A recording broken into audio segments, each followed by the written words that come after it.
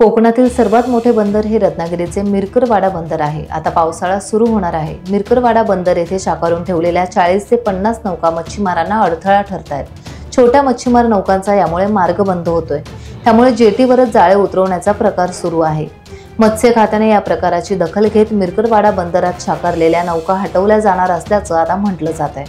अवघ्या 15 ते 14 दिवसांमध्ये मासेमारी हंगाम या ठिकाणी संपुष्टात येतोय। मात्र मिरकरवाडा जेटीवरती या ठिकाणी एक मोठा गंभीर प्रश्न निर्माण झाला आहे की ज्या साकारून ठेवलेल्या नौका आहेत या नौकांचा अडथळा इतर बोटींना निर्माण झाला आहे आणि त्याविरोधात आज जे काही मच्छीमार आहेत यांनी आक्रमक पवित्रा घेतला होता। काही दिवसांपूर्वीच त्यांनी सहाय्यक मत्स्य व्यवसाय आयुक्त यांची भेट घेतली होती आणि या अशा ज्या नौका आहेत ज्या साकारून ठेवल्यात परंतु त्या नौकांमुळे आपल्या बोटी आतमध्ये येऊ शकत नाहीत बंदरात, अशा नौकांवरती कारवाई करावी असं त्यांचं म्हणणं होतं।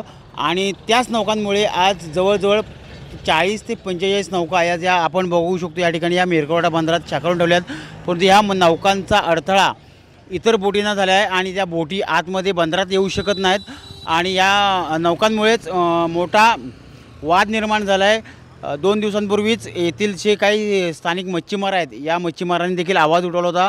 सहाय्यक मत्स्य व्यवसाय आयुक्त यांची भेट घेतली होती आणि त्यांना सांगितलं होतं की आमचा मार्ग आम्हाला मोकळा करून द्या, अन्यथा आम्हाला आंदोलनाची भूमिका घ्यावी लागेल।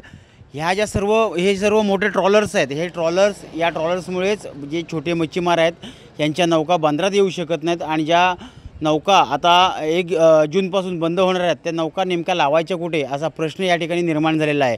कॅमेरामन शुभम पवारसह Prashant Pawar, Times Digital, Ratnagiri. Times डिजिटलला लाईक करा, शेअर करा, सबस्क्राइब करा आणि बेल आयकॉन दाबायला विसरू नका।